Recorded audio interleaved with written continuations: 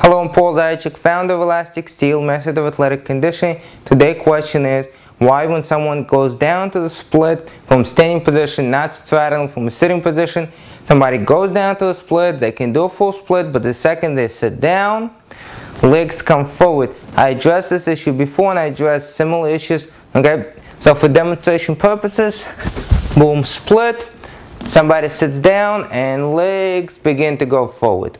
What is that? So what happens here? First of all, you don't have enough flexibility. If you had enough flexibility, you wouldn't be sitting like this. Okay? So the only reason you're getting down there is because you're forcing it. Okay? You're forcing it, right?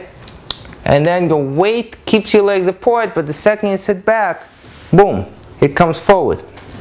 So you need flexibility. Forcing it puts a lot of strain in the horizontal abductors when you try to use that split for something else.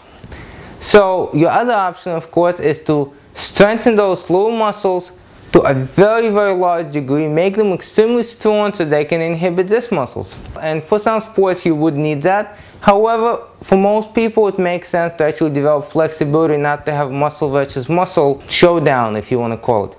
Okay? So that's the basic answer. Once again, remember I showed you a similar exercise. It looks like this. You stand, you place your hands here, you contract your horizontal abductors, and you work on that. There are many other exercises, and I'll show some of them later on. You want to see the full exercise, click here.